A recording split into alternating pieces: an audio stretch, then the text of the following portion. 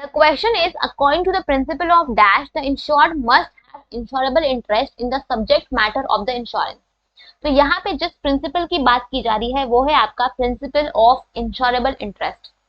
Principle of insurable interest क्या बोलता है कि जो इंश्योर्ड है उसका इंश्योरेंस के कॉन्ट्रैक्ट में सब्जेक्ट मैटर में इंश्योरेबल इंटरेस्ट होना चाहिए।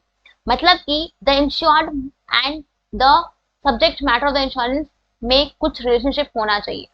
There must be a relationship between the insured and the subject matter of the insurance. मतलब कि अगर आपका जो भी आपके इंश्योरेंस का सब्जेक्ट मैटर है उसका इंटरेस्ट आपके इंटरेस्ट से जुड़ा होना चाहिए। अब लेट्स से फॉर एग्जांपल कि अगर आप इंश्योरेंस लोगे तो आप अपने घर की अपनी चीजों का लोगे जिसके नुकसान से आपका नुकसान हो, राइट। अब किसी और के बच्चे की किसी और की बीवी का इंश्योरेंस आप क्यों लोगे, राइट। किसी और के प्रॉपर्टी का इंश्योरेंस आप क्यों लोगे।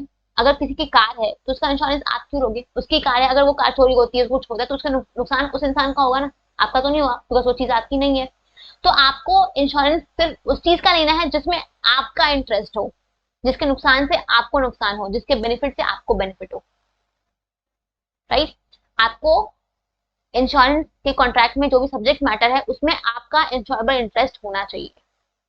सिंपल सी चीज, आपका कुछ इंटरेस्ट उस टाइम पे एग्जिस्ट होना चाहिए उस सब्जेक्ट मैटर ऑफ इंश्योरेंस में, ठीक है। तो ये होता है आपका principle of insurance insurable interest कि आपके इंश्योरेंस के कॉन्ट्रैक्ट में इंश्योर्ड का कुछ इंश्योरेबल इंटरेस्ट होना चाहिए।